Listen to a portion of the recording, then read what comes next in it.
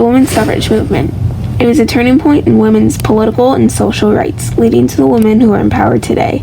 Protests, groups, and people were all influential to the powers we have now.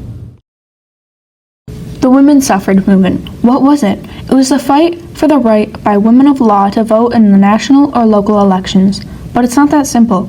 It was a movement that was brought up in 1840s when the Seneca Falls Convention was organized and held, where most of the attendees agreed on one thing: American women were anonymous individuals who deserved their own political identities. Now, you may be wondering, what was the Seneca Falls Convention? Who held it? And what happened during and after the convention? Well, firstly, the convention was started by Elizabeth Cady Stanton and Lucretta Mott.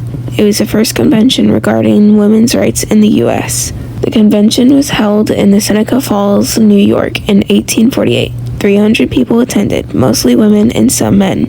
During the convention, the attendees created and signed the Declaration of Sentiments and Grievances, a list of demands modeled after the Declaration of Independence. What the document was calling for was broader educational and professional opportunities for women, and the right of married women to control their wages and property. Stanton added men and women should be created equal and have life, liberty, and the pursuit of happiness. The Seneca Falls Convention lit a flame that would soon be a raging fire, as after the convention, women's voting rights became a main issue in the upcoming debate about women's rights in the United States. Many men believed that women were inferior to them.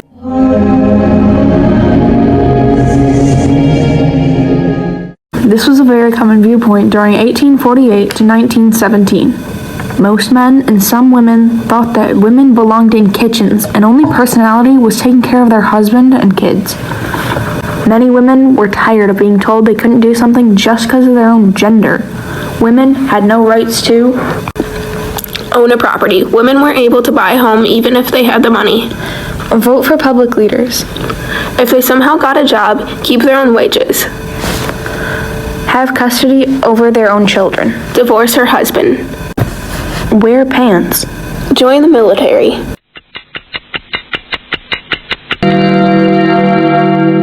Men thought women were too busy taking care of the home to even make a valid point in political thoughts and votes.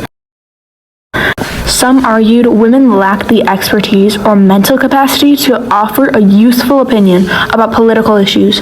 These problems led to the women's suffrage movement and the women's rights movement. Misogynistic men still believe that all women are equal, and that after the women's suffrage movement and the women's rights movement, all women's issues became solved. Just to skim the topic, women are still very unequal to men. Here are some examples of inequality in current day life for women. The pink tax. Women make less money than their male counterparts. Women are underrepresented in government. Men are more likely to receive higher salaries and raises than women in the same position. Groups and associations.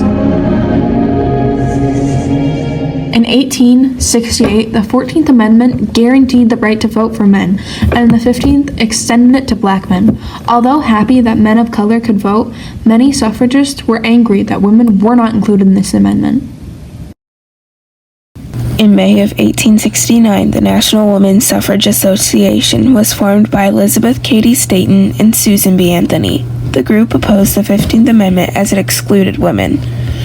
About 90 members sent a voting rights petition to the Senate and House of Representatives requesting that the suffrage rights be extended to women and that women be granted the privilege of heard on the floor of Congress. Congress refused. Along with the National Women's Suffrage Association, the American Women's Suffrage Association, founded by Lucy Stone, Julia Ward Howe, and Thomas Wentworth Higginson, was supporting the 15th Amendment. Instead of going straight to the federal government, the group traveled the U.S. They were focused on gaining women's access to polls at local and state level, and hoped that their success would slowly build for the support on national action. In 1890, the two groups merged in the National Women's Suffrage Association. By 1890, suffragists changed their approach. They began to argue that women deserved the vote because they were different from men, unlike how previously they argued how they deserve the same rights because they were created equal.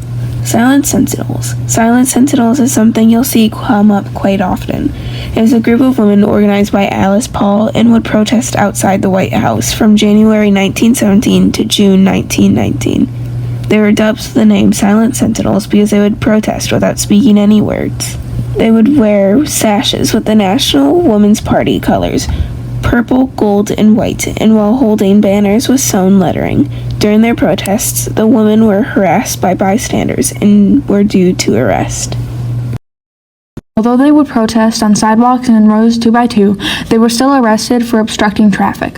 While jailed in the D.C. prison, they found where they were being kept was severely unsanitary, as they only had 1 bar of soap to share. Bedding and uniforms were rarely washed. Food that would often have worms and would have to endure physical abuse by the superintendent and his sons. A prison officer claimed 1 girl was beaten until the blood had to be scrubbed from her clothing and from the floor. Paul, Burns, and many other women began a hunger strike in protest of the prison's conditions.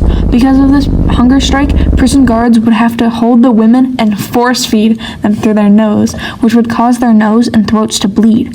A lawyer working with the women obtained a court order for a wellness check. By the end of November, all the prisoners had been released.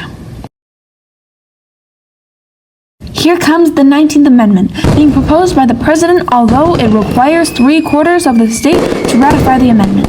In 1920, the 19th Amendment was officially ratified. Women in the United States finally had won the right to vote. Woo!